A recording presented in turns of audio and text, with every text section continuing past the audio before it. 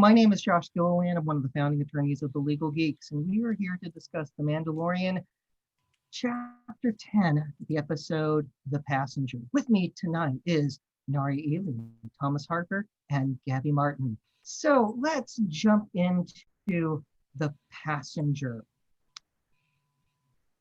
This episode of The Mandalorian begins on Tatooine, and Nari, what do we see at the beginning when we're on Tatooine? So it opens with Mando and the child getting ready to leave where they just killed a massive crate dragon. And it's worth noting, took a giant hunk of crate dragon steak along with them to go, of course. And it appears to be a group of ruffians, gangsters, some kind of outlaw. Ne'er-do-wells. Oh, perfect. It's the Scrabble word of the night. Setting up a shockingly low-tech trap for Mando's speed bike, which of course does end up working. The speeder bike is totaled, and the child is held up at knife point. They pulled like a straight Ewok maneuver on Mando.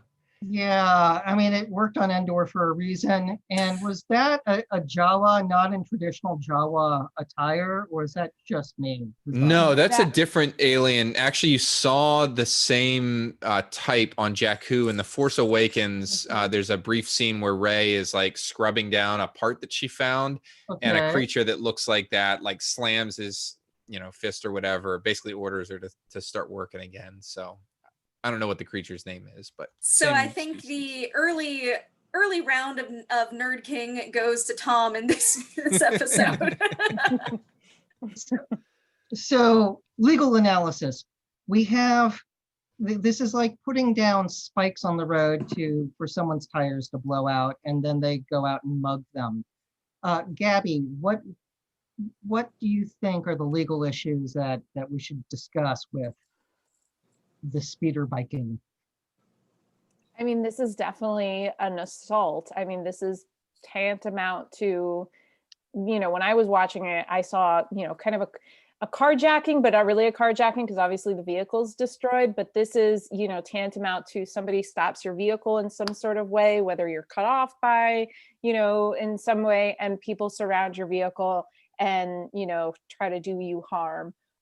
So we see kind of a hostage situation take place. He holds Baby Yoda hostage, which is terrible to see him at knife point. And then you see an exchange. This is in no way kind of any sort of contract or bargain, because obviously he is bargaining for the child's life, but this is not in the traditional sense that we technically talk about contracts or bargains, or, he's trying to get his child back.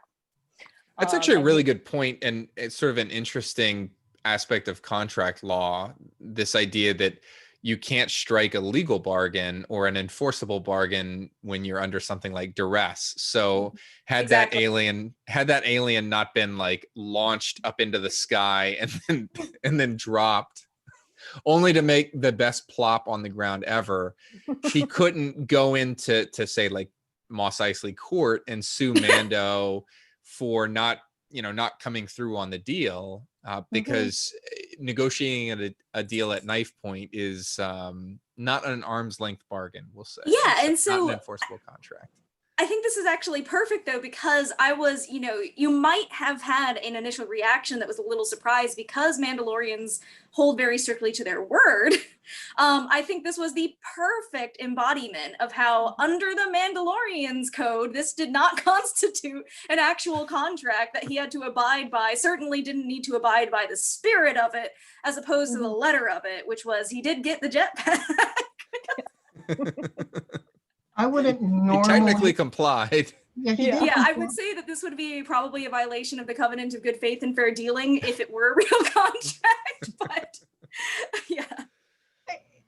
And, we have rules on using jetpacks, and I really don't feel bad for that alien. I don't. And I'm glad the jetpack wasn't harmed, because I don't feel bad.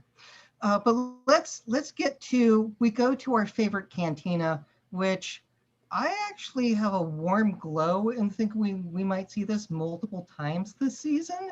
if they just keep popping back in there like it's Cheers, I'm fine with that. Like that doesn't, I mean, if we could have B. Arthur be there, I would again be fine with that too.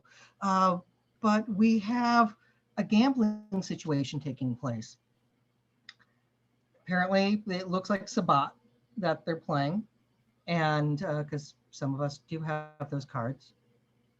And we have this offer to cover somebody else's debts. Now, I don't have Murray on contracts here because I'm at home. That's at the office. But did that, any thoughts on gambling and putting up funds for someone to cover their ante, even if they are a giant ant?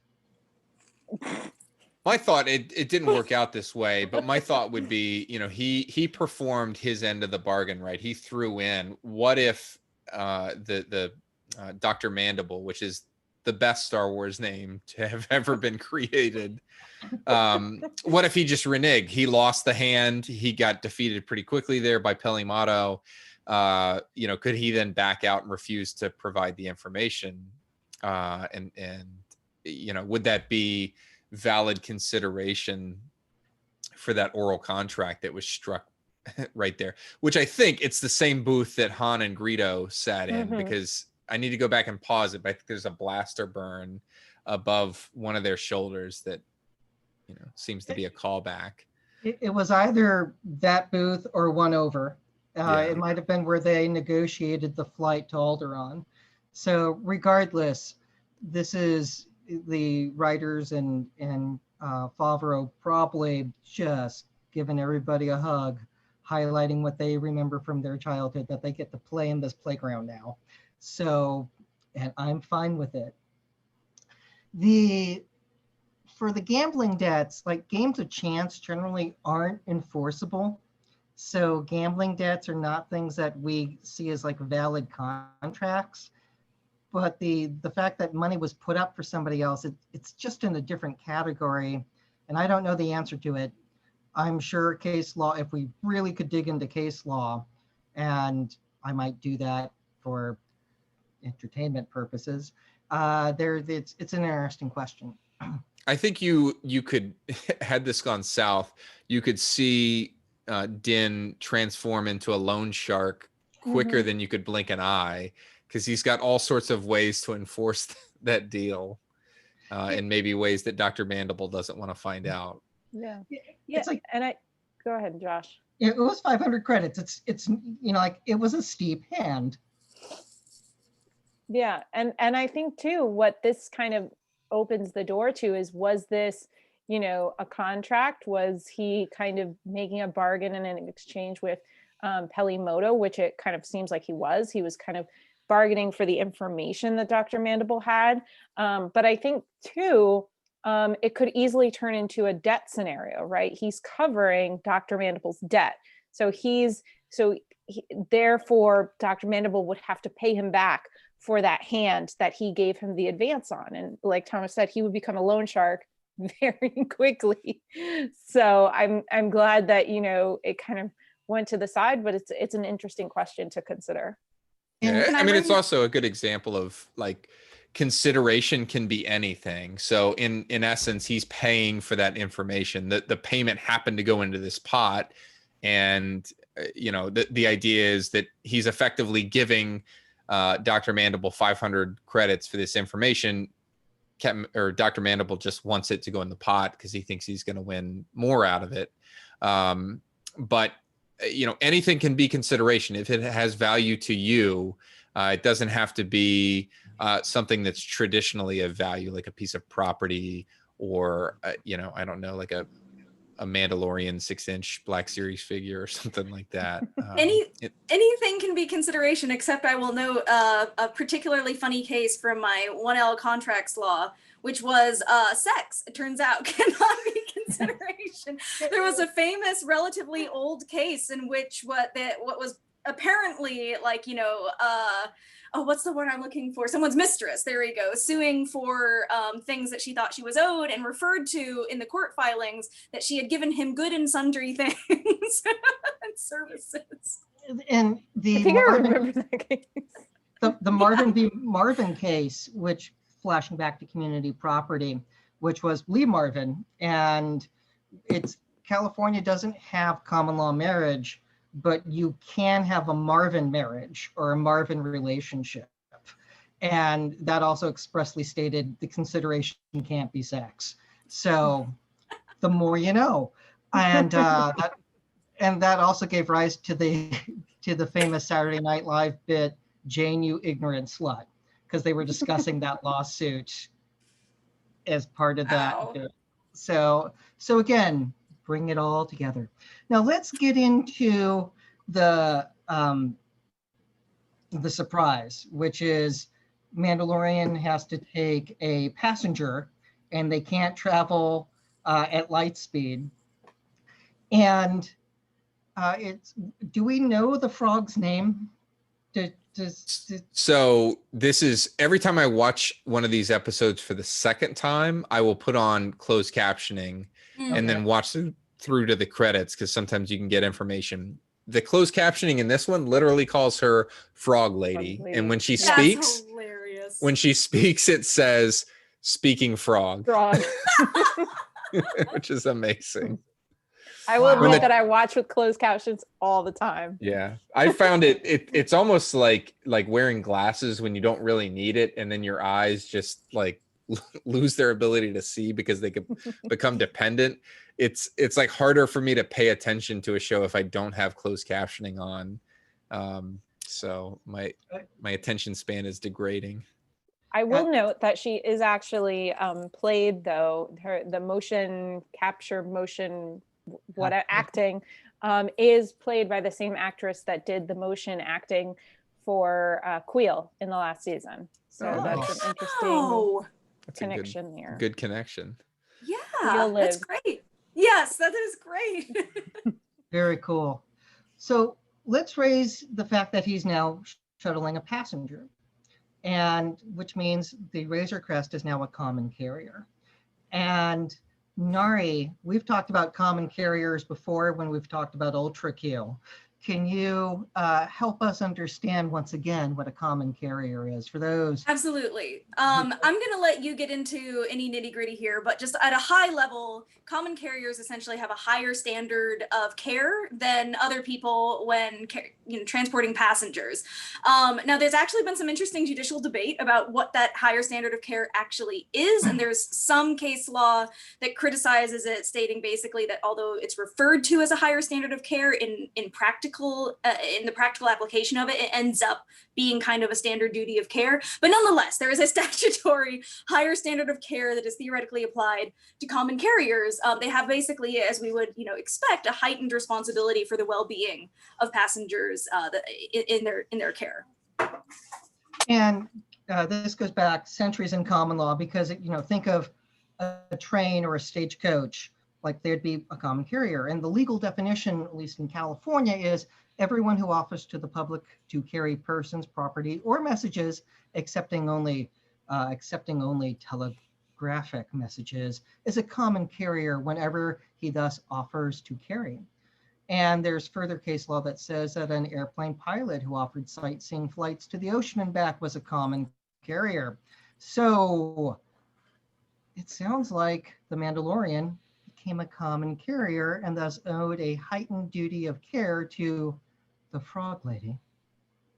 Although, Yes. since he is contracted with this one individual, does that count for the part of an offer to the public to carry people or things? I think yes, because that's part of the deal that it's either her or her husband who has the information about where the other Mandalorians are. Thus, he's taking her. And at that point, I think it's kind of moot at that point in time for any further analysis, because she's not a stowaway. She's not a trespasser. The Frog Lady's on board the Razor Crest as the Mandalorian's passenger. It's the name of the episode.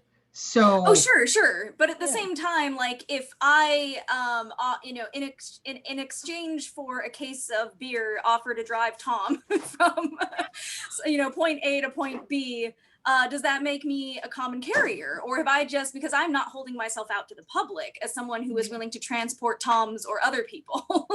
It's just this one time I've agreed to do this thing. I think you look to the intent of in part to the intent of the operator of the vehicle. And I think, and what he tells the person he's offering passage to. And when the frog lady is standing there, albeit she doesn't really understand, Pelimoto is acting as a translator. He says, "I'm not a taxi." So he's specifically refuting, to take anybody on. He's like, this fine, this is part of the bargain to get this information, but this is a one-time thing. Like, this is not, the Razor Crest is not a bus. Like, I'm not going to shuttle people from point A to point B, forever. It's just the specific circumstances. And I think another factor that needs to be considered is the fact that she's going to where he already is going. So it's not like he's going, to another planet to go back to, where he was going. He's taking her to the same system that this information that he needs is in. So it's like on the way. It's like, oh, I have to go here, so I'll drop you off while I'm, going to, X place. So this is more like I'm driving Tom to a concert and he's paying for my gas. Exactly. I would point out, though, that in the first episode of the first season, we do see that he transports people just kind of in a different state of being, normally frozen in blocks of carbonite. I think there's also something to be said to Gabby's point, which I think is a really good one, that the state of, where he is in his mission right now, in his quest, is one where he doesn't want to draw extra attention. And in fact, he almost tries to get out of this deal when he finds out that he has to travel sublight to Trask, this water planet, because it's so dangerous. And he makes the comment like, look, moving fast from place to place is the only thing that's keeping us safe. And so he's just not in a position, I think, broadly speaking, to accept the sort of risk that comes along with accepting strangers on. And the way this episode plays out is a perfect example of that. Probably not in the way that he would have predicted, but I think he's just doing this to get to the concert, for lack of a better term. The issue of having people in carbonite before, like if we have to go with he's moved people before, well, we have a practice of doing that.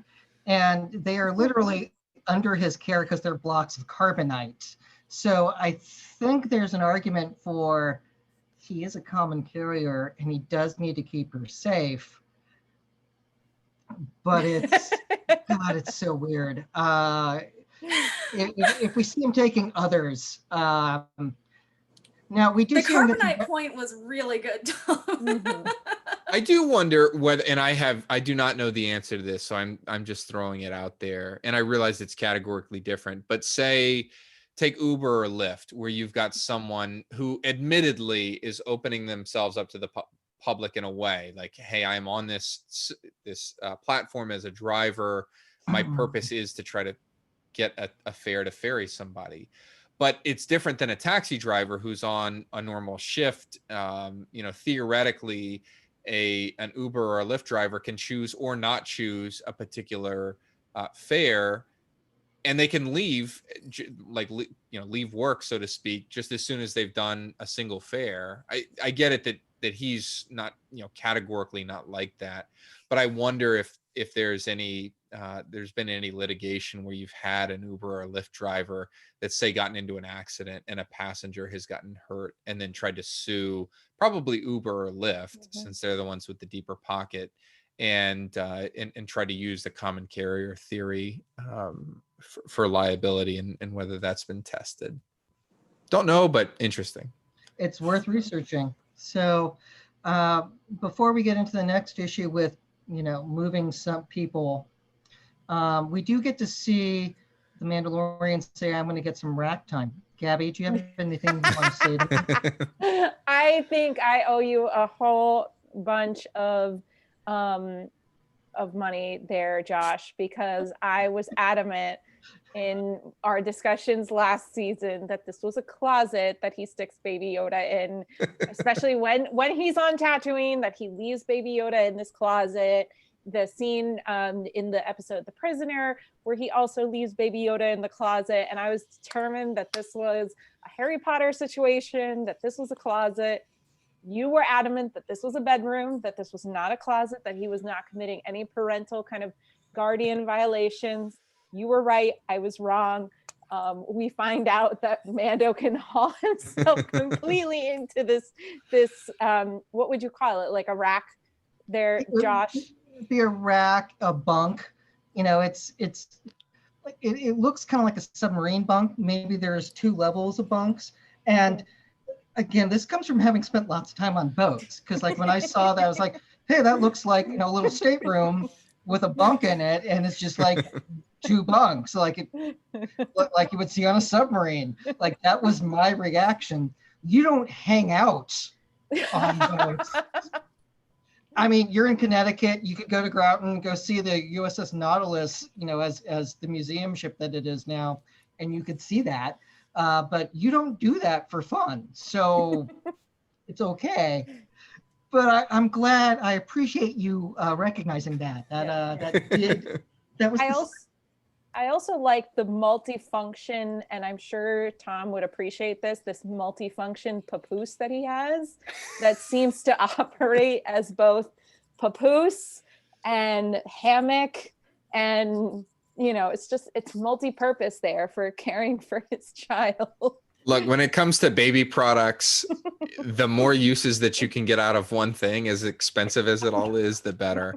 I will say that if the Razor Crest is coming out as a toy next year, I guess, and it had better have that little bunk bed so that I can put my little Baby Yoda figure in there and then slide Mando in his full armor, which I guess he sleeps in, which has to be really comfortable. Yeah. I just want to know if that was like a stunt person that jumps in there, or if that was really Pedro Pascal that just jumped like, no, I'll in do it. this scene. Yeah, because it's just such an awkward little jump into this bunk that you see his foot move at the last second not to get caught on the door. It's pretty funny. You could tweet out to him and let's see if he responds of, did you do that stunt? Were you able to hop in the bunk bed? Inquiring minds These are wanna the know. things that fans need to know. Glorious. So let's talk about one. Okay, Frog Lady did not look like she was comfortable where she was sleeping. So that did not look okay. Yeah, that said, Gabby, I think you raised the issue of possible human trafficking. Yeah. And on one level, I think back to to Star Wars, as in the original 1977, Han was kind of doing that with Obi-Wan, Luke, and the droids in order to get them to Alderaan. What's your analysis here? So to be clear, so there's 2 terms that we're talking about here. So, and I think we mentioned this maybe in our conversations last season. Human trafficking involves exploitation. So that's exploitation for the purposes of forced labor or sexual exploitation.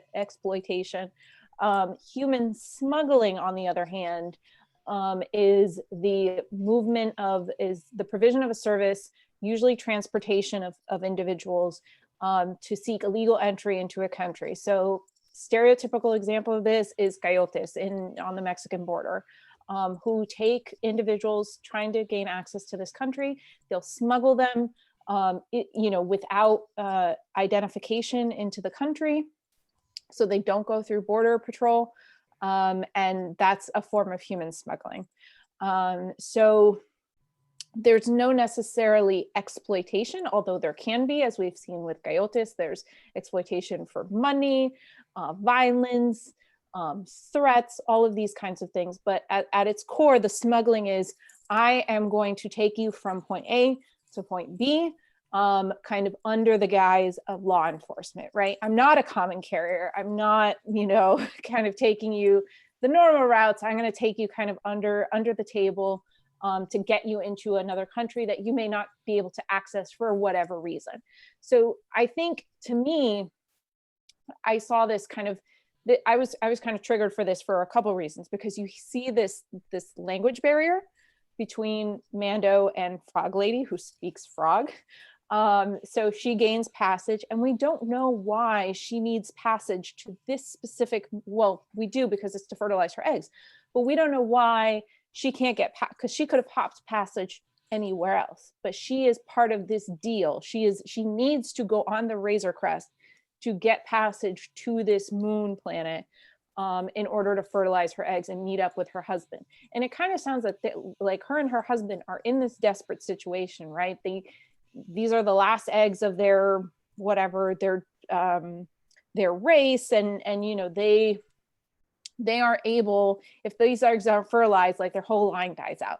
So, and the husband has saved enough, he's found these safe circumstances. So it really seems like she needs to kind of go under the radar. She can't go through kind of legal channels to get to her destination. So that's why this is a kind of form of human smuggling. It is still a crime. Human smuggling is a crime. It's a crime here in the United States, crime in other countries.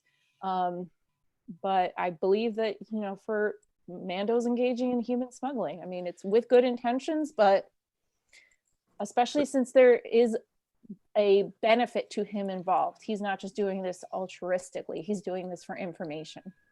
There is that moment. Oh, sorry. You may be about to say this, Tom. I was just going to add, in support of what Gabby's saying, the part where during the traffic stop by the New Republic, Frog Lady starts to say something and he says, "Be quiet." That's exactly it. Yeah, exactly. He's clearly trying to hide from the New Republic patrol that he has Frog Lady on board. It's not well explained, but we can only assume it's because she is trying to get to this planet without alerting the authorities. I was about to add, perhaps why she needed the Razor Crest specifically was they had to travel sublight, and that nobody else was willing to do that, or would have been super expensive, and thus not within her means to do so. So maybe that. I think you're right there. Yeah. As a second important note, though, and it's relevant to the topic we're going to come to in just a second, I think, though, that when it comes to the eggs, that it's important. It's important to note that first, that they were the last of her family line, but they were not, I believe, the last, hopefully, of her species, because it bears a lot on what Yoda was doing and the morality thereof. Well, and generally speaking, we didn't touch on this issue, but it's an offshot of what Gabby was talking about. The U.S., maybe not so much the last 4 years, but under the Immigration and Nationality Act, and really, if you go back before that, all the way to the founding of our country, family-based immigration has been a cornerstone. Probably, I don't know the statistics, but I would say the vast majority of immigration is family immigration, and the legal structure, not to go too far into the weeds, but it allows U.S. citizens or lawful permanent residents to sponsor certain family members, and that's become a political football, unfortunately, in the last 4 years. But the deal is that if you're living here, so her husband goes to Trask, and presumably he's living on the up and up. I don't know, but say he's an LPR or a Trask citizen, at least under our framework of law, he can sponsor certain family members, and as a spouse, the eggs, I don't think that there's like a carve out in U.S. law for frog eggs, but a spouse is a preferential category for family immigration, and so that person is going to get the ability sort of to cut through some of the weighting that say a more distant relative, like a grandparent or a niece or something like that. They're basically going to have a status that's higher on the chain. But the end result, if they get here, is they get status. They get a green card. They're allowed permanent residency, and that's huge. The idea is we want to keep family units together, and that may not be that may be a peek into how they're living. Maybe they're living under the radar. The frog lady mentions that he's able to eke out an existence for them, for their family on this planet. So, he could be living, as a lot of immigrant families do, where they are working to the bone to make a living, but they're not necessarily, they don't have a lawful status under our framework. And Trask, being probably a backwater planet, may not have an avenue or an option for this family to legally exist there.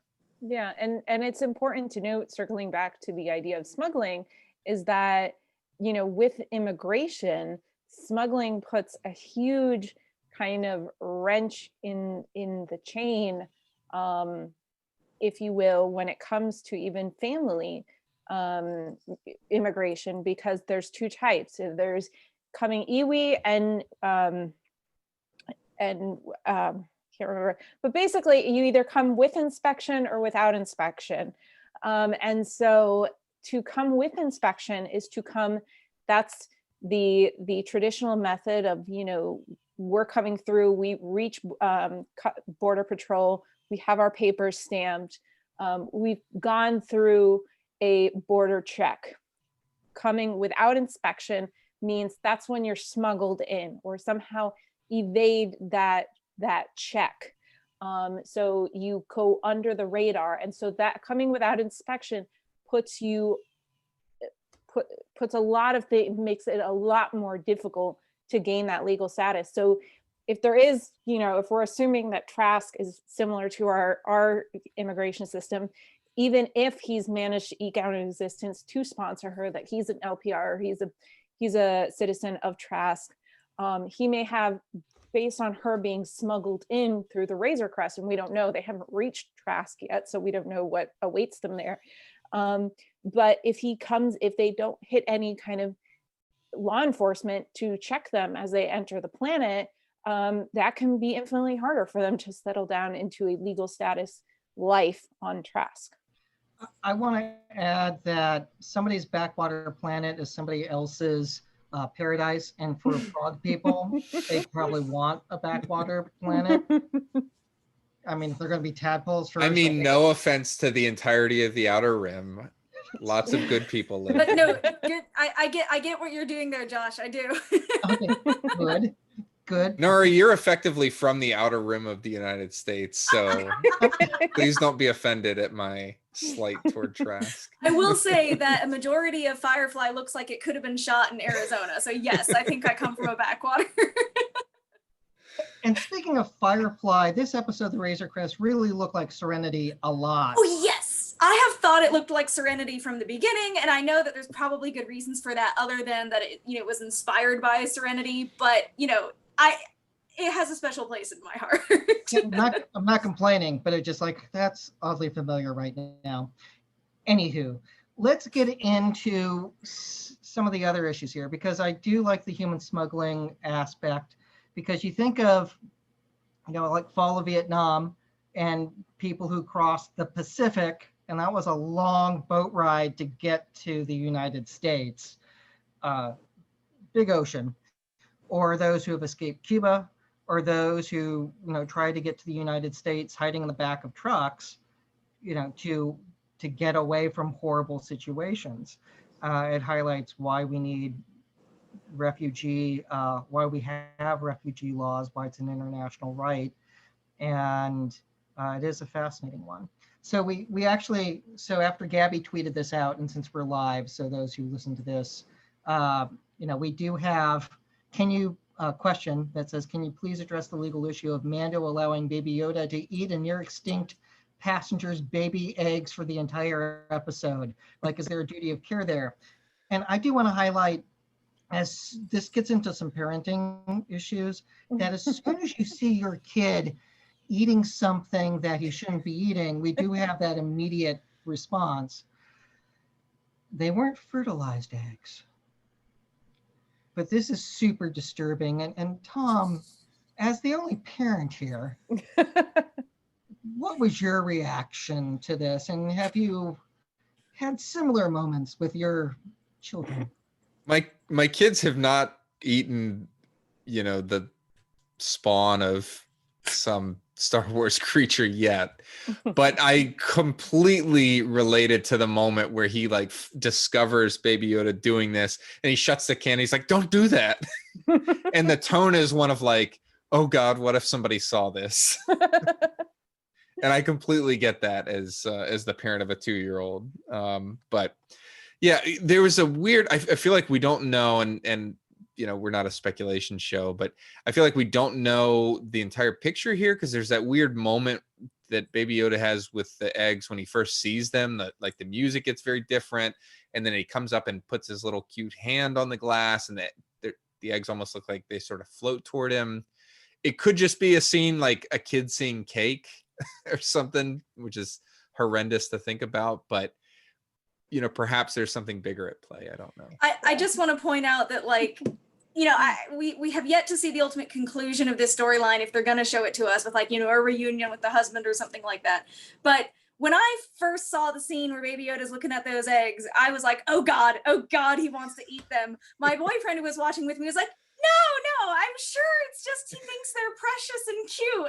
And no, I was 5 seconds later. Yeah. Whoops. But yeah, I do want to point out just to get to the, I think, a little more of the crux of the viewer question here. So, the closest analog I think we would have in our existing law would be like cannibalism, because like, yes, this is not the same species, but it is sentient life. It's, eggs, it's part of the frog lady, even if they haven't been fertilized yet. And, if I could be wrong, but I believe that most definitions, even ardently pro-life definitions of life, usually start at conception. So at least I'm pretty sure those aren't fetuses, but they probably count as, human flesh in the sense that they're sentient, potentially sentient life. And interestingly, there isn't really any law in the United States directed specifically at cannibalism. However, most desecration of corpses law covers that. It's just gross. I'm sorry, guys. This was just like really gross. When you see this, like the in-story significance of it, because it's not like he reacts when Baby Yoda eats a frog, right? There's a very different reaction in Mando because he knows the stakes are very different here. And I don't know whether, I think, Nora, you may have already made this comment, but I think the eggs that we're talking about are the last of her family line, not the last of this species. But still, I mean, I'm sure it could be interpreted otherwise, but I think that's yeah. But still, he understands. I think one of the great things about this episode is he understands the stakes for her. Whether it has an impact on the species writ large is another question, but he knows they're important to her. And, going back to that common carrier liability, he does, the last thing that he wants is to get to Trask with his ship all banged up and then get immediately sued for intentional or negligent infliction of emotional distress. Yeah, or something like that would be pretty good. Although it wasn't, Baby Yoda did not eat those in front of her, right? And I believe that's actually like the personal witnessing of it, I believe, is an important factor in that.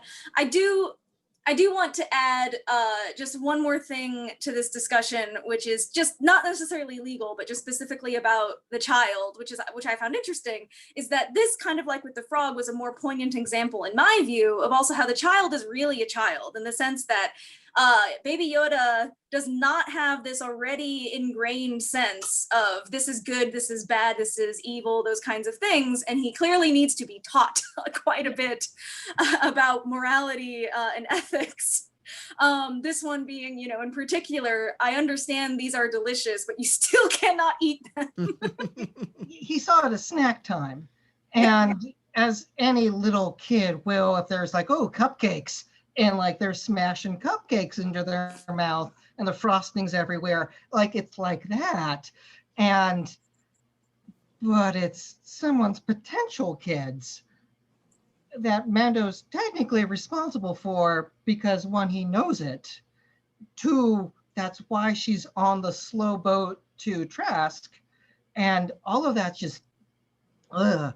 Like, granted, I did get up at 4 a.m. to watch this because that's the world we live in. I go to bed watching Star Trek Discovery. Thursday nights, I wake up Friday mornings and watch Mandalorian, and all is well in the world.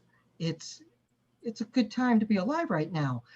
But my God, yeah, I was disturbed watching this. From the knife being held to the child eating somebody else's eggs. I was like, oh God, please stop. This can't be happening. But I think it was you're supposed to be disturbed. It's supposed to Yeah. show that Baby Yoda still needs some good moral education. Yeah. He's a baby. I think what's interesting though, and this is, kind of to the point that's already been made, is we don't know the conclusion of this story. And I think other speculation sites have pointed this out, is that Baby Yoda ingests the whole thing. He just kind of like pops it back in his mouth and swallows it whole, as opposed to, when we've seen him eat the frog, and when we've seen later in the episode when he eats the spider thing, that he chews it. So clearly this is a different kind of ingestion process. And the fact that the eggs seem to be drawn to him, which I love the fact that his little nose was smushed against the glass. that just warmed my heart on so many levels. I mean, this is a puppet and its nose was smushed against the glass.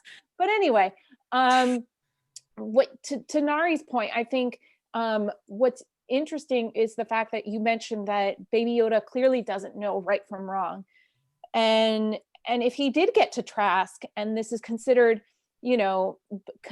murder of unborn life, or because even though the eggs aren't fertilized, they're still viable. They're, in the words of Roe v. Wade, they're potential life.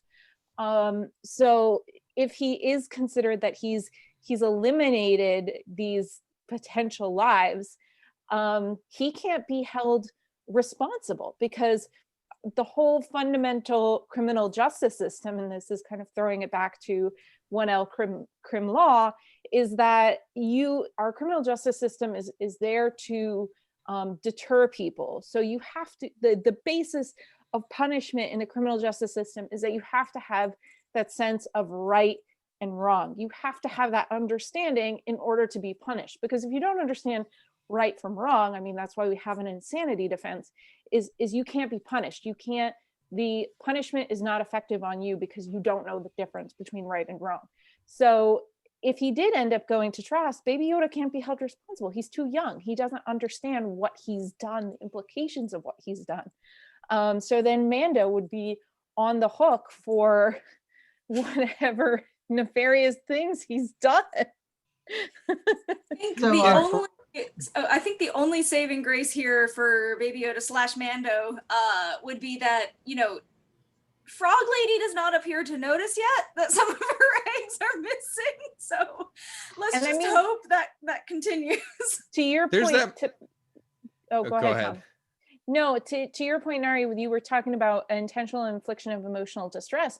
While she doesn't see this instance on the Razor Crest of popping back the eggs, I think you could argue that she does see them when she's in the hot tub, spring, whatever that is, because she's right there, and he tries to pop one back.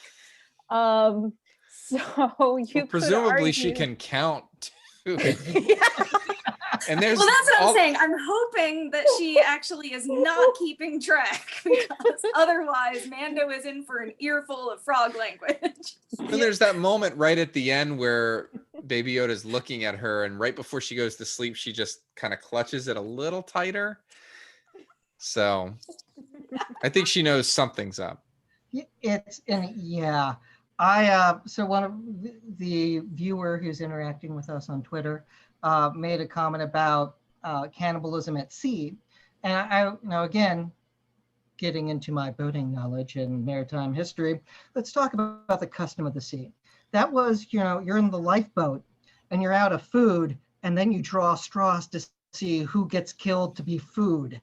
And there's some consent there. There's not like we're going to murder Jerry and barbecue him. that there's a drawing of straws and everyone's willingly participating on who gets to die to feed everybody else. Or you get the crash plane in the Himalayas, known in, immortalized in the film Alive, also made into a movie about, I don't remember what sport team crash, but they had to eat some players, and they were already dead. So I think it's a little different here because it's a different category, because it's not how life works for us as a sentient species. Gabby, hit me. So I am so excited that this person, and I kind of thought of this when we mentioned cannibalism, because this is like the one thing I think of with cannibalism, because it was very traumatizing to go into my 1L crim law class, and this is the first case we read. Are you serious? With the great Martin Margulies of Quinnipiac University School of Law, which is Regina versus Dudley Stevens. This is the famous case of cannibalism at sea.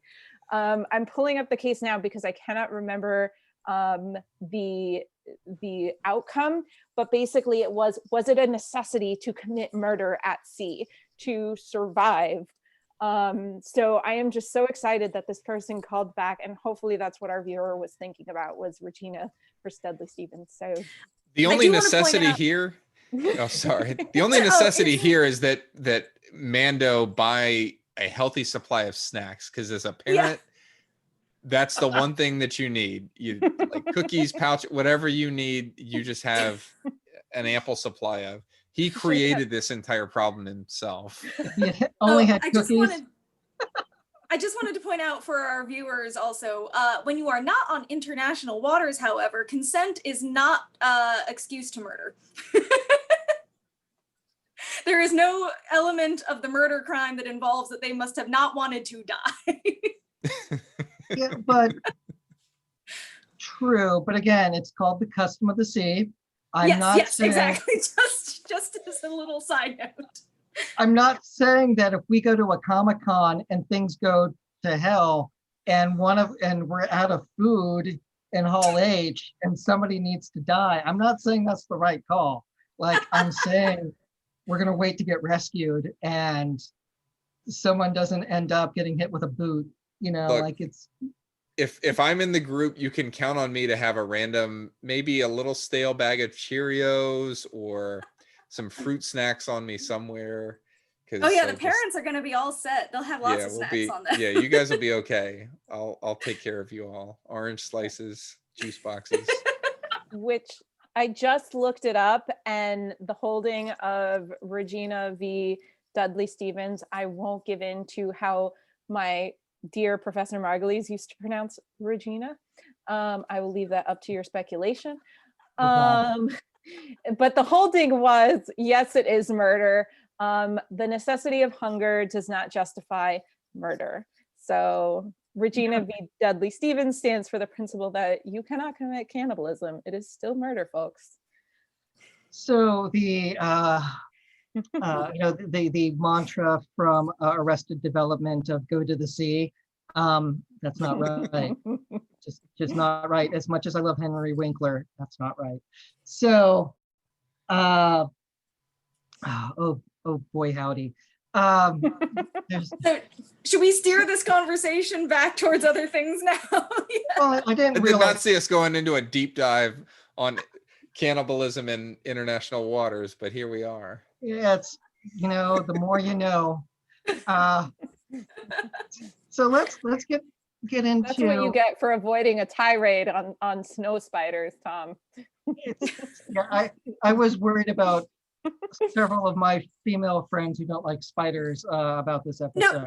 So wait, does Tom have a thing about space spiders? I'm just curious. I have not heard this before. Did something happen in Iraq you haven't told us? Not a big. I'll say, look, when I see a spider around the house, I know that it's doing its job, but I don't have to be happy about it. I'm not saying that I go after them. I'm just saying that, I will resort to deadly force. Probably more quickly than I do against other bugs. So I take it you're not a fan of arachnophobia. So that's I also classify myself as a pretty serious arachnophobe. I have the unfortunate side effect, though, of instead of having, seeing an eight-legged creature and feeling a murderous impulse, if it's sufficiently large, my unfortunate instinctual reaction is just to freeze. So, like, it happened once. This is a really random side story. I'll try to make it short. It happened once that I was out on a hunt in a village in Sierra Leone, and I was hacking through the jungle and looked up, and I swear to God, there was like a spider the size of my face, about 2 feet away, hanging between 2 branches. I just ended up standing there staring at it because I couldn't move. One of my friends comes over and is like, "Nari, what are you staring at?" And it's like, oh God. And it's like, looks at me, he's like, "Do you want to move away?" And I'm like, "Yes." And so just like moves me away. I just want to know, I just want to feel like confident that this episode like assuaged my fear, no, it confirmed my fear that when you kill one spider, its kin comes for you. They're coming for you. The big daddy or mama, I don't know. yeah. So that is a constant fear I have when I kill one spider. There is a family of spiders waiting They're for gonna me. find you. So let's before we get into the spider issue, so we have X-Wings. And God, I love seeing X-Wings. And was that was it White Wolf? Was Trapper that Wolf. Trapper Wolf? He's back, baby. Yeah, it's good to see Dave. It's good to see Dave living out his dream that everyone who's loved Star Wars for the last 45 years is just absolutely giddy over. Let's talk about traffic stops of spaceships. So there's a variety of ways to look at this because Space Force doesn't exist yet. So, and because, we don't tell the administration that. So first off, they say like, "Hey, turn on your transponder." And I learned to fly a plane before I could drive a car because I'm that guy. And transponders are important. So it's federal law that civilian aircraft have to have a transponder, and they give out a variety of information like your ID number, altitude, things like that. So that way we don't have congested skies. We just don't have airplanes flying around and control towers having no idea what's going on. So yeah, like it's federal law to have a transponder. We have Coast Guard boardings, and that's something that else that's I think could be comparable with spaceships. And for the Coast Guard to do a normal vessel boarding, that is, they don't need to do Miranda. It's not technically an arrest. But if this is more like cars and not ships at sea, we're in a different world. And Gabby, you did a bunch of analysis on this. Care to share your thoughts and what you put together? Yeah, no, and I love going back to our debate over whether it was a closet or a room. when you saw this, you immediately thought of Coast Guard boarding and airplanes and all of that good stuff, and possibly Space Force. I thought of the traditional traffic stop of, police rolling up next to you saying, show us your license and registration. And that's, to me, what this was. This was a traffic stop in space.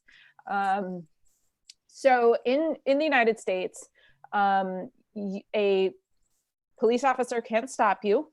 A traffic stop of a vehicle in detention is a seizure for Fourth Amendment purposes. Again, Fourth Amendment purposes prohibits unlawful searches and seizures. A routine traffic stop is justified if the police officer has reasonable suspicion that the occupant is unlicensed or the vehicle is unregistered. The officer doesn't need reasonable suspicion to stop your vehicle if they believe you're involved in criminal activities. Here, this would be a first case. So they believe it's a routine stop. This, to me, this is the equivalent of a DUI checkpoint, right? In a DUI checkpoint, you're driving along, an officer can stop you, they can pull you over to the side of the road and just ask for routine items. So this is kind of a checkpoint scenario. And I believe they even say that, oh, we're scanning the area for Imperial remnants. So this is, very routine. And they have reasonable suspicion to make sure that this person is not involved, is not an Imperial remnant, is not, which is why they kind of ask him for his identification. He says it's the Razor Crest. And this is not, the kind of search stop where there would be able to search the vehicle, right? So they need a heightened reasonable suspicion of criminal activity during the stop to give rise to a search of the vehicle.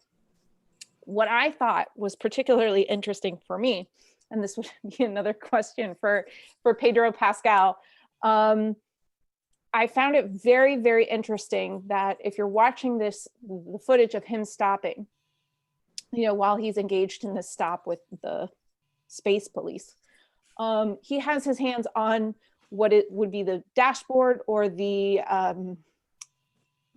steering wheel, which is something that people of, Mando is played by Pedro Pascal, who is a person of color. A lot of people of color are taught that you put your hands on the dashboard, on the steering wheel, to not have any sort of negative interaction with police. So I thought that little detail, I don't know if that was just something that happened, but I thought that was a very little interesting detail. You made the comment about a DUI in North Carolina. They have it's DWI, driving while impaired, and this particular scene, I think the New Republic can have DWIs. Is just driving with Imperials, since they seem to be keenly interested in finding Imperial holdouts here. I thought this was the most fascinating and best part of the episode for me, because the peek into the way in which the New Republic is operating and enforcing laws, even on the outskirts of the galaxy here. They've deemed it necessary to send a pair of X-Wings to patrol. And, presumably if they're searching for craft traveling sublight, you've got Imperials that are just out on the lam, trying to evade detection at this point. And what's really awesome about the Trapper Wolf being brought back in, we saw him last season in the Prisoner episode at the very end, as the X-Wings show up at that space station. And to Gabby's point, you talk about a reasonable suspicion here. There's that awesome moment where Trapper Wolf radios over to his co-pilot and says, or his wingman, and he says, hey, can we switch over to another channel?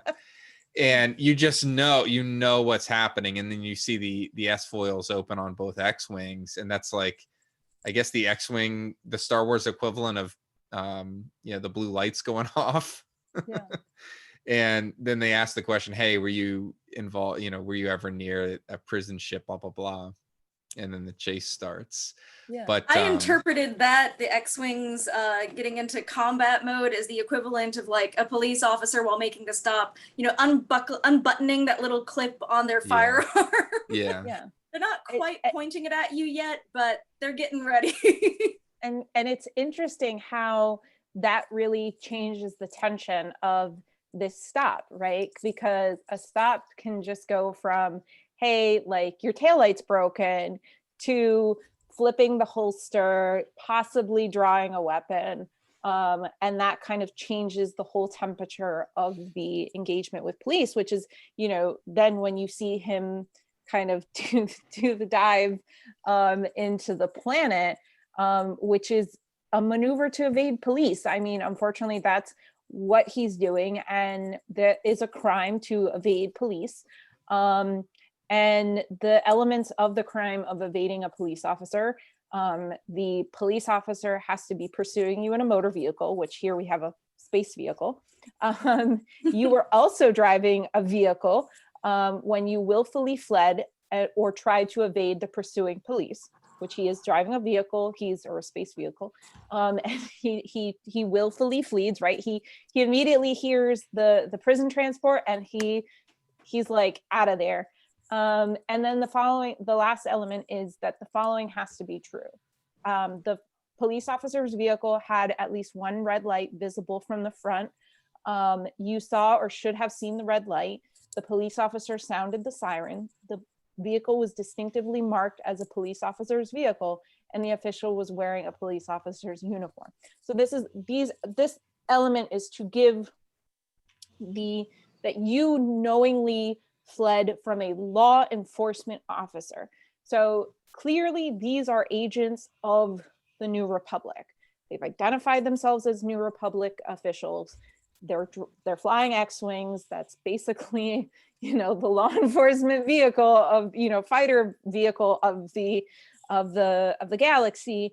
And I'm sure if you zoomed into whatever Arabic letters are on their X-Wings, you could see what their identifications are. And they're obviously in their X-Wing pilot uniforms. So they are law enforcement officers. So he knows who he's fleeing from. It's not like, some black car pulled up behind me and I wasn't really sure who they were, so I just kept driving.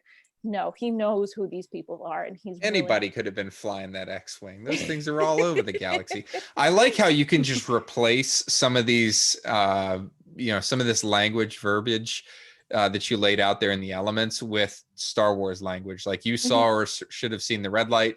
You saw or should have seen the S-foils locked. The police officer sounded the siren. The New Republic pilot gunned the New Republic pilot hailed your vessel with a cease and desist.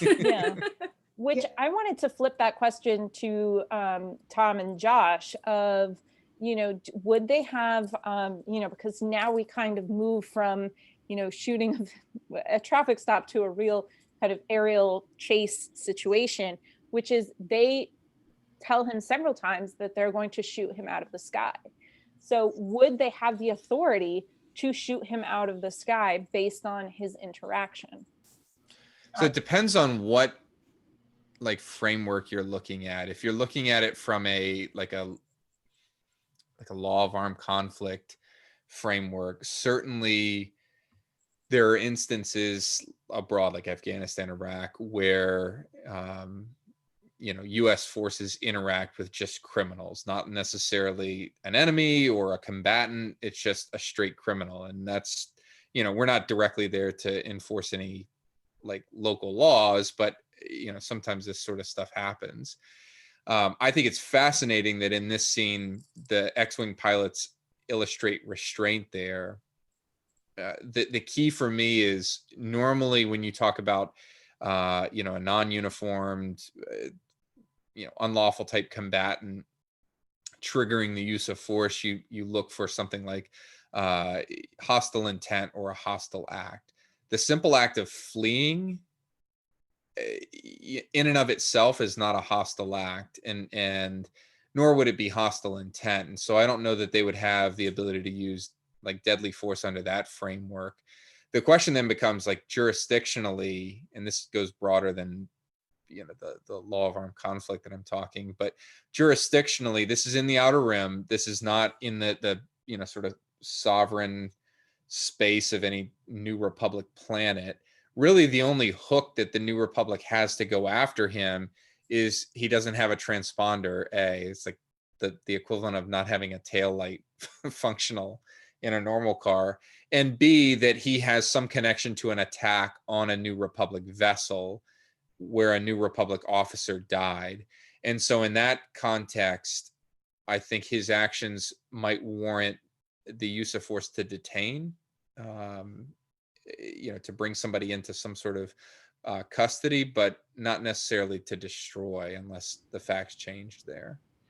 I agree with that. So my reaction was from the Coast Guard perspective, because these are X-Wings, they're military. The only military branch that we have that's allowed to do law enforcement is the Coast Guard. And because if not, we're violating posse comitatus by having the military conduct law enforcement. And that was born after, the Civil War. It ended Reconstruction. And also the other fact was when we had the Army put down the great railroad strike, that tended to really upset people when you have the Army shooting protesters. Kind of like throwing moms You in the don't back say. of yeah, for some reason, shooting a mom with tear gas and then tossing her in the back of an unmarked vehicle upsets people. If you want the Oddly mom, relevant once again. I know. If you want the mom vote, don't do that. Digress. So, which is why I thought in terms of Coast Guard with something comparable, because that at least makes sense that we have military doing quasi law enforcement, quasi military type actions, because they're looking for Imperials. They're not enforcing like revenue taxation. So we're not like playing revenue cutter, again, pre Coast Guard, Alexander Hamilton type stuff. And so we're not firing on rum runners. We're trying to make sure that we don't have Imperials, because space Nazis are bad, just like all Nazis. And they don't want them running around forming like a new counter-strike and say blowing up planets. They went through some unpleasantness. So that first generation after the war is not going to tolerate that. So that's why they're out there. So the Coast Guard generally doesn't use lethal force out of the gate. Like the guys deployed in to stop drug trafficking off of Florida, they have the helicopters go out and they have a big 50 caliber weapon that they use to put a round through the engine block of the speedboats that are taking drugs in. That's not doing a full-on airstrike to blow the boat out of the water. When we see those little quasi submarines, they don't openly sink them, they capture them. So I think the New Republic X-Wings are more into that category of enforcement. That's military doing law enforcement type activities that have a foreign policy mix to prevent the empire from coming back and to hunt down war criminals. So I think it's, like late 40s, early 1950s style. If Germany had still had people running around, or the Japanese had, say submarines that refused to surrender, and they're still running around the Pacific. So I think that's the category that we're in here. And Naria, it looks like you're about to speak. Yeah, I was just going to draw one more parallel here, which is I think this is less, although, the comparison of the empire to World War, and the conflict between the empire and the rebellion to World War II is well taken. I think, in particular, the Mandalorian being the kind of Western style that it is, and these beings very, far outlying planets, this is very much more like the Old West, where the New Republic, such as it is clearly not extended its sort of law and order to these planets yet. And so what you have is a place where, as we saw in the last episode, townships are electing their own marshals and giving them law enforcement abilities. And as often happened in the Old West of the United States, the military would sometimes be relied upon when there were significant groups of outlaws that the townships couldn't deal with themselves. And so I think this is actually, very much in character for the Mandalorian, that we have two military vessels flying around patrolling the Outer Rim, because there just isn't a New Republic seat of government here as far as we can tell, and certainly no dedicated police force that's patrolling Tatooine. Yeah, and I would call back even to, I wrote a whole article on this after Rogue One came out on the Legal Geeks blog, but I would call back to the legal framework around Vader's boarding operation of the Tana V4 and the legal justification there. And Josh touched on these maritime interception operations generally, and here, whether they're in the core or not, or some wild part of space, in the real world, whether they're just off the coast of Florida or out in international waters, international law and our law recognize certain situations where you can chase down, stop, and then board and search a vessel. And one of those that the UN recognizes is the prevention of terrorism, right? So you've seen that a lot off the east coast of Africa with anti-pirate operations and whatnot. And I think the chase, the initiation of the chase, and the tie to the attack on this prison ship is all the hook that the X-Wings and the New Republic need to go after and force the Razor Crest to ground, because theoretically, I mean, there were other prisoners on that ship. There were Imperials that we saw, at least one former Imperial that was imprisoned. It was arguably a terrorist attack on this ship to free, somebody that was imprisoned for some bad things. And so, I think you could stretch that legal theory, and they've got all the justification they need, no matter where they are in the galaxy, to stop that ship. Well said and well debated. I would just toss out, after the Civil War, we did spend time catching Confederates. So and including Jefferson Davis. They bunch of them did go out on the run. I don't know how many years that went on, if they escaped out west and were hiding. So that would be an interesting history project to go, how long did we chase them? I will make a plug. So Dave Filoni got the attention here as the pilot, but the other pilot, I will plug this TV show. He stars in a show called Kim's Convenience, which you can watch on Netflix. It's a sitcom. It's a Canadian sitcom at that, but it is very, very good. He plays a Korean father who runs a convenience store, and he is delightful, as is the show. And the I can't actor, believe I didn't recognize him. oh yeah, the actor himself is a huge Star Wars fan and a huge Star Wars cosplayer, and is absolutely worth the follow on Twitter. He'll probably follow you back and interact with you, but he's got all sorts of costumes and whatnot. I think he probably wore one of his own costumes on the show. They didn't need to provide him with anything, but so check that out. That's beautiful. That's so awesome. What I loved about, and this may be jumping ahead a little bit too much, but this is interconnected with the X-Wings, is I loved the kind of archetypical moment when Mando's good deed from last season comes back to save him, right? This is the classic story of one of a band kind of does something that everybody else is like, why are you doing that? Like, why are you helping this person? Like, usually they're doing something that's to their detriment, but it's to save the little guy. And this comes back and saves him, right? This is why they shoot off the spiders. It's why they assist him. And because he saved, he obviously he didn't end up saving him, but he fought for the life of the prison guard. And that's like a huge thing. And it was a small thing that ends up saving him now. So I just, as a literary person, I love that little callback and that little, moment of a very basic kind of narrative storytelling. I also love that they did not help him repair his ship. Yeah, bye. Saved him and left. They're like, debt paid. Goodbye. Get that taillight fixed. It didn't turn into a beer commercial. Yeah, everyone it's like, look, the wagon's broken. Like, they all didn't chip in to fix the wheel. It didn't end as the Michelob commercial, and that was good. I did like the cavalry, and I enjoyed the basically prosecutorial discretion. It's like, was that you? Yeah, thanks. And turn on your transponder. And they flew away after killing the giant spider. It was perfect.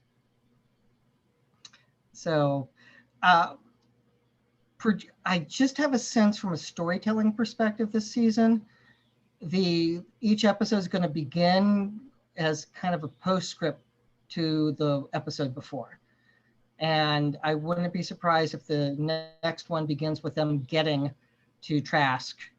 And I really hope so. I was waiting. I was so looking forward to seeing Frog Lady meeting Frogman. Because I don't know about you guys. I assume you guys feel the same. She really endeared herself to me throughout that episode.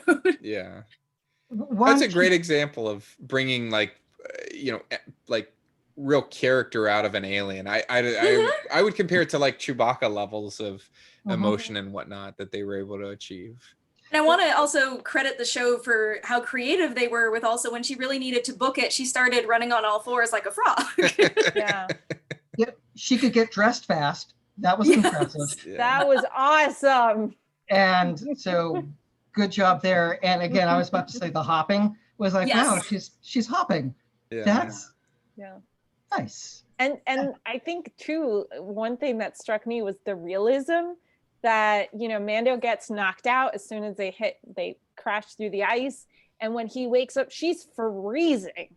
And he's like, I need to get blankets on her. Like that would happen to a real frog. Like that was so They're cool. cold-blooded, Like, yeah.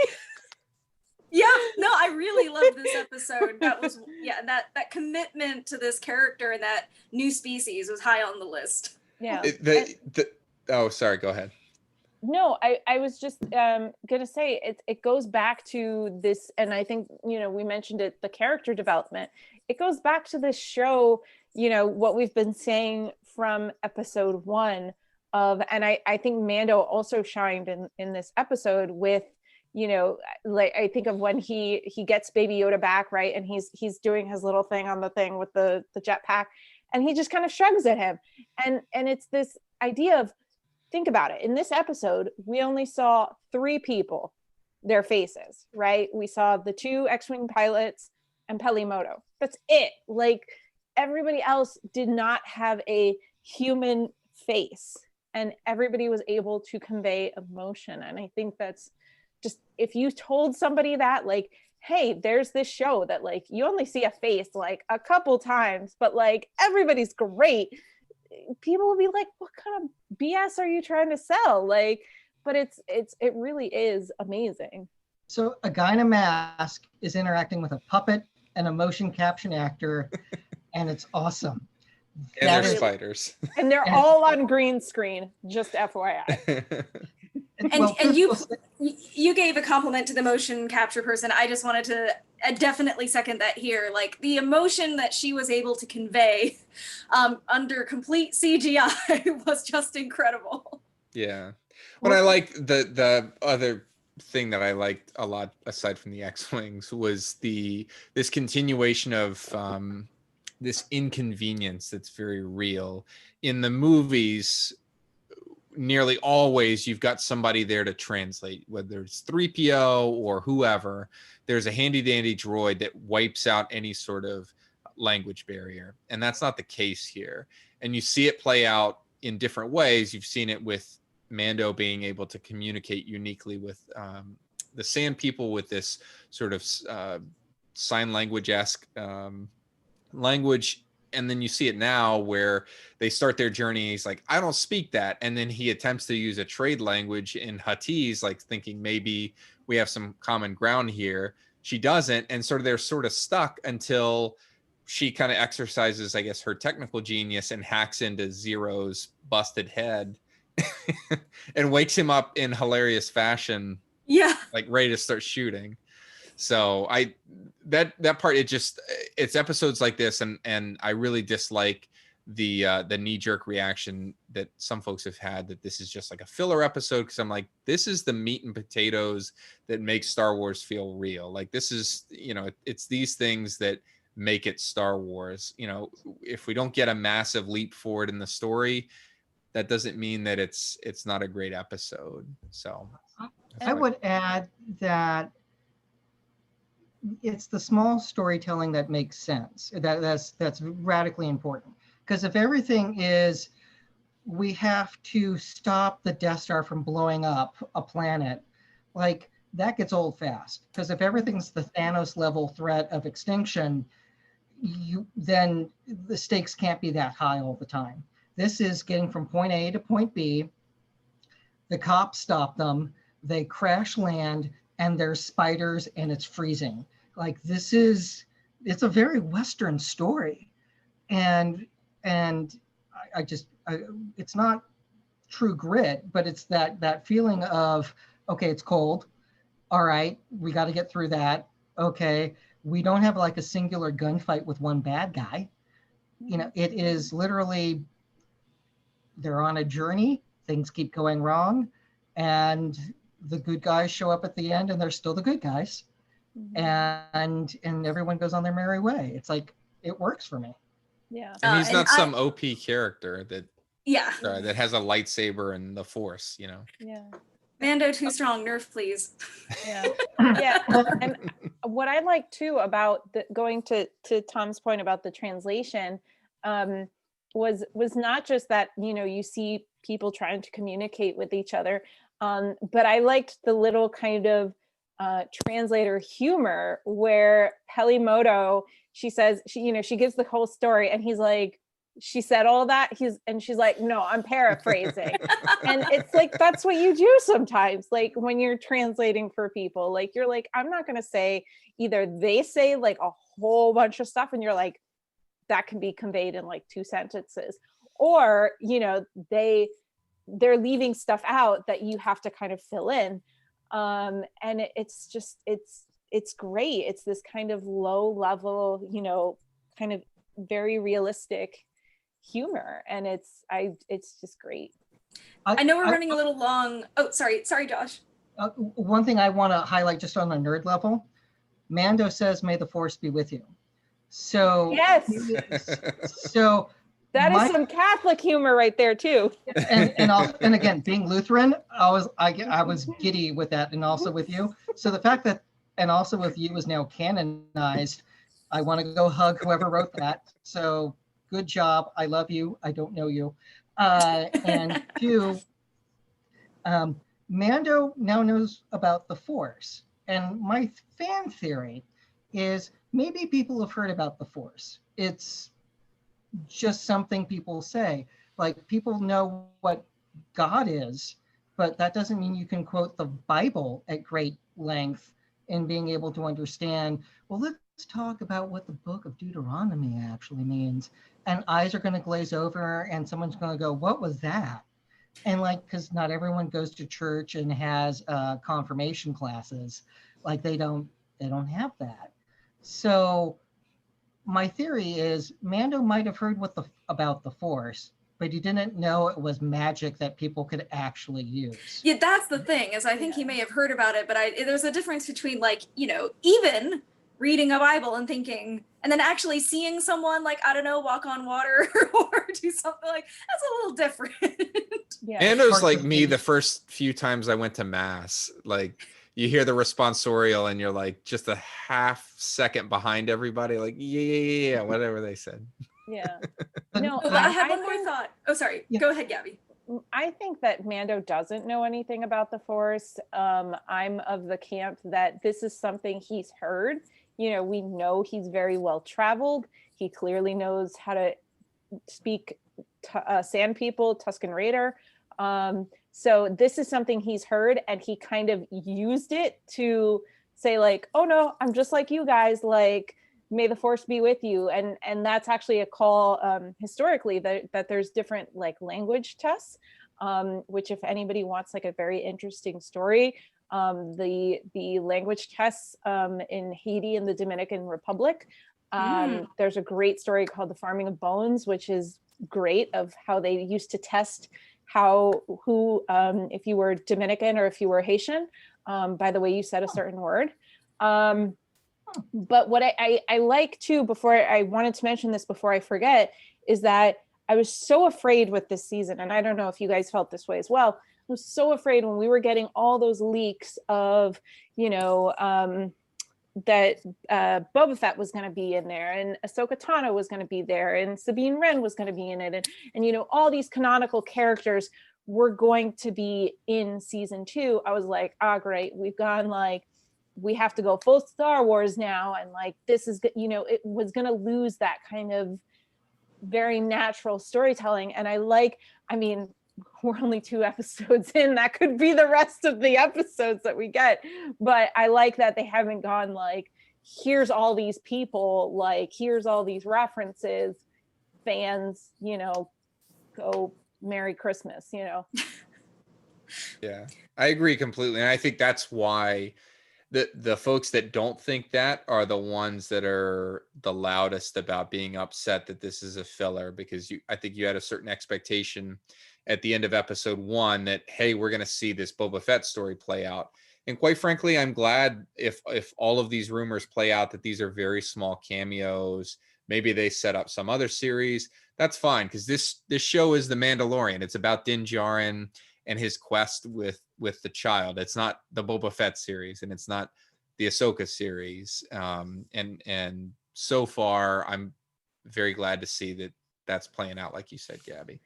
And I agree with everything that's been said. And Tom, thank you for bringing this back, because I know we're running along, Josh, but I just wanted to make this point because I was not with you guys for the podcast on season 1, so I haven't been able to preach to you all about how I have seen The Mandalorian in general, as besides being a Western, as kind of a storytelling in the vein of like an epic poem. So like the Odyssey in particular, where, you know, there was an entire story arc to the Odyssey. Odysseus tries to go home, and at the end he goes home. But the story was mostly about this journey that, yeah, the story was mostly about this journey, which took years, years and years and years. And the idea that, like, you know, you would have people complaining that he got stuck on the island of Calypso for a year and, oh, wow, what a filler episode. It's just a little ridiculous. You know, I don't see the reason to rush to the conclusion here. For me, this storyline is about this journey, and I'm enjoying every moment of it. I didn't realize this was everything I loved about Star Wars, and I'm eternally grateful for it. If I could have, you know, fun breakfast cereal while watching it, I would. You can have that Baby Yoda cereal. Right. Tom said he has some Cheerios. Yeah. Maybe I have a little snack baggie for you. I appreciate that. You're very thoughtful. That said, yeah, I'm eternally grateful because it's written with love. It's written by people who understand the subject matter, who understand good storytelling. Like, we're not, they're taking their time. I agree with the Western, or like a little Kurosawa, and it's all good. Yeah, it's all good. It's literally, you know, when you said epic poem, I thought of the Aeneid, you know, Arma virumque cano, you know, icing of arms in a man. Sorry, I had to get that little Latin in there. But that's what it is. It's icing of a child and a man. Like, that's The Mandalorian. Go watch the Obi-Wan Kenobi show if, like, you're so hurt about canonical Star Wars characters not being in there. Yeah, it's okay to tell a new story. We have the technology. We can come up with new characters doing new things. And hindsight is always 2020. If you go back and literally my best example and parallel is Star Wars Rebels. The idea and the move to bring in a character like Thrawn, if they had played that out in an episode arc or two, that would have been horrendous. It would have just done a disservice to that character. And instead, what we got was this great 2-season slow burn where you have these little interactions with Thrawn. He's in an episode, he's not. He peeks in, and it builds to this great confrontation at the end, and it felt satisfying. We know that now with hindsight, but there were people that were complaining about the same sort of thing then, like, this is a filler episode, blah, blah, blah. We're going to have the same hindsight when we get to the end of the season, or maybe longer. I you know, this entire creative team is taking very clearly a long view on this. This isn't a single mini series like Kenobi is going to be. This is, at least through season 3, going to be a story that goes on, and that's how they're structuring it. Works for me. So with that, everyone, thank you. It is a school night, and I'm the only one on the West Coast. So everyone, I want to thank you all who've watched live, those who listened to the recording, to our friend who peppered us with questions with her own deep historical knowledge as well to keep us on our toes tonight. So Gabby, Thomas, and Nari, thank you all. And everyone, stay safe and stay healthy.